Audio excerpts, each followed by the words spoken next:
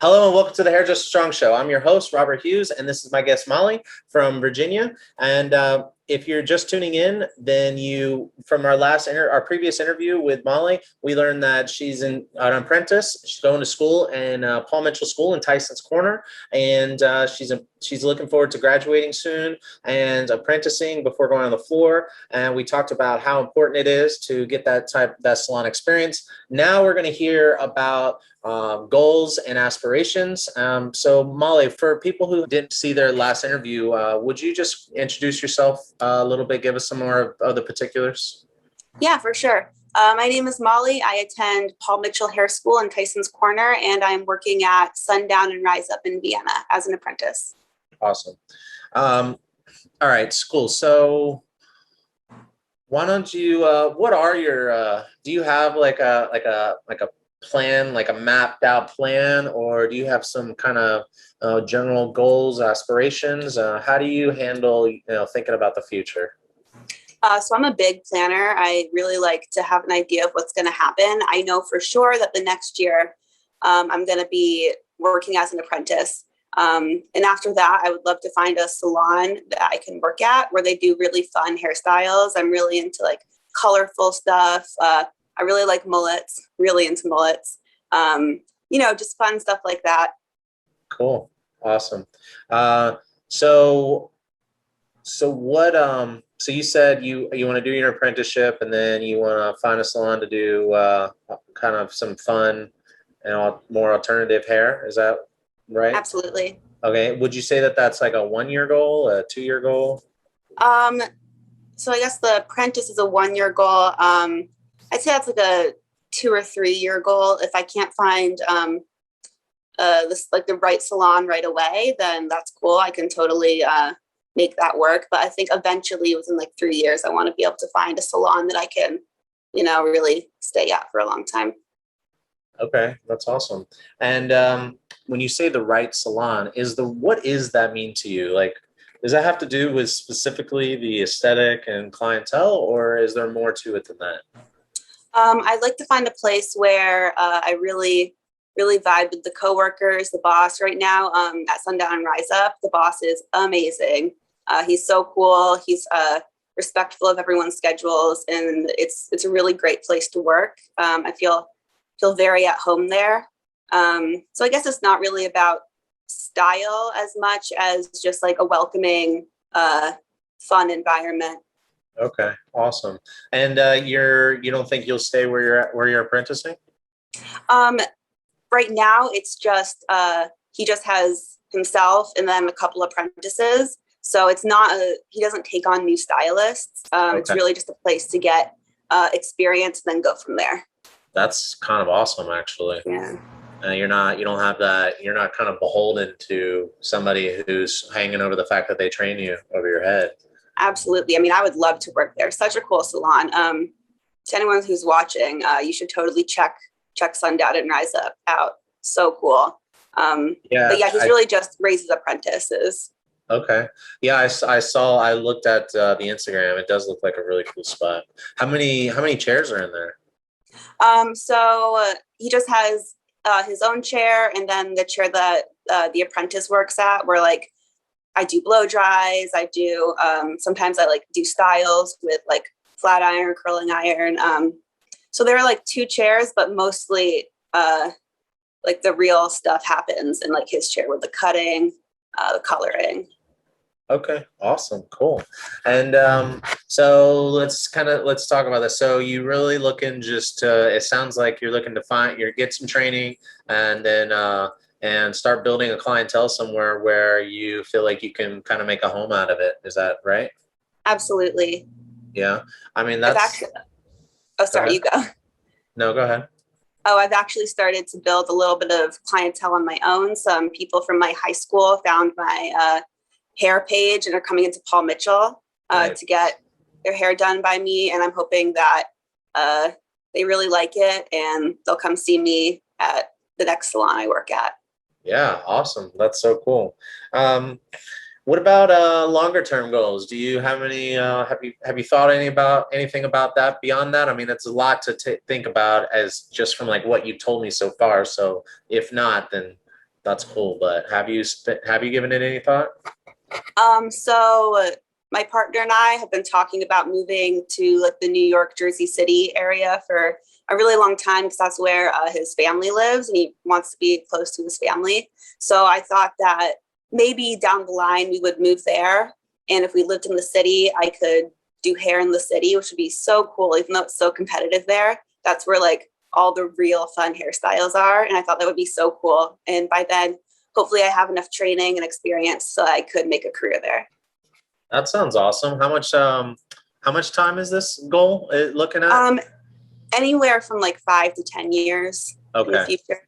Okay. So nothing super immediate. I mean, 5 years is pretty soon when you're talking about, building the clientele and, training and stuff like that. Where would you work? Like in the city or in like Brooklyn or Um, like that? Probably in the city. The thing I think about a lot though is I'd be moving there and have to develop a whole new clientele, because I wouldn't know anyone there. I'd have to probably promote more on my Instagram and find some people there who are looking to get their hair done. And I'd have to leave all my old clients behind because they're still in the DMV area. So it would just be a huge start over. And it's definitely something I think about right there. Do you ever think about, you know, would you ever consider kind of splitting some of your time or maybe spending like a week here every 4 weeks or 5 weeks or something like that and keeping some of your clients down here? I had never thought about that. That's a good idea. That'd be cool too, because my family lives here. So I could see them every once in a while. And that'd be a good way to maintain a lot more clients than just living one place or another. And it also will it also keep you more versatility. And if you ever decide you want to, come back, you don't have to like start over all from break. And you could also even go up to New York and try to figure out where you're going to work, maybe in a year or two, like when you're ready, like when you're working on the floor, start introducing yourself to salon owners and maybe visit frequently and maybe every a few times a year, go up and just say hi and walk into the same salons until and then you never know. That could be a way to like start picking up short shifts. Absolutely. Absolutely. Yeah, cool. Well, how about what do you think about when you think about the future of the industry? Is there anything that you see that's changing or evolving in any way at all? Totally. Fashion and hair is so cyclical. Like things come back. Not everybody is happy that the mullet has come back, but I am thrilled. So I guess that was a thing in the 80s and now it's happening again. So I can't even imagine what's going to happen again in the next 10 years. But I'm excited. So maybe it's something that's already happened. Maybe it's something completely new, but the industry changes so much. So you kind of got to keep learning, I definitely want to work at a salon where there's education offered to the stylists because I don't know, maybe 10 years highlighting isn't as important as something completely different. So I just feel like since the industry is changing, you totally got to keep learning no matter what. That's so good. I'm so glad you said that. I had a couple of conversations with some salon owners who were talking about how you learn just how to balayage because balayage is popular and you don't really ever learn how to foil other than some super basic level stuff. And then when balayage isn't in style anymore and people want something that you achieve with highlights, foils, then it's going to be a learning curve for you to service your customers. That's so good. I'm so glad you said that. All right, cool. Well, I like to end my interviews with a laugh by asking my guests to share their most embarrassing moment in the salon, school, or with a client, or as it pertains to our industry. Do you have something that comes to mind? Totally. Yeah. During the first month at Paul Mitchell, we have what's called core, where we learn all the basics. And somehow I melted one of my rat tail combs and I have no idea how that happened, but I was just trying to smooth some hair out. And like, next thing I know, the rat tail comb was completely melted. And like, that's not even that funny. The funny thing that is within the next half hour, somebody said, Molly, can I borrow your rat tail comb? And I was like, oh, no, I melted it. So it was just funny that someone asked for it right away. I was like, come on, couldn't be a worse time. Well, a good thing that you didn't have, it wasn't melting into someone's hair. Exactly. Luckily, I hadn't touched anybody's hair yet. It was just the mannequin. Nice. Good. Good. That's awesome. All right. Great. Well, thank you so much for taking the time. And I wish you the best of luck. And if there's ever anything, feel free to reach out to me. Also, if there's somebody, a fellow rising stylist who watches this, or someone that's thinking about getting into it, are you open to them reaching out to you and asking questions? Absolutely. Absolutely. My Instagram is hair.by.molly with a bunch of Y's, but I'll leave it on the caption. Gotcha. Yeah. Okay, cool. So yeah, if anybody wants to reach out to Molly, feel free.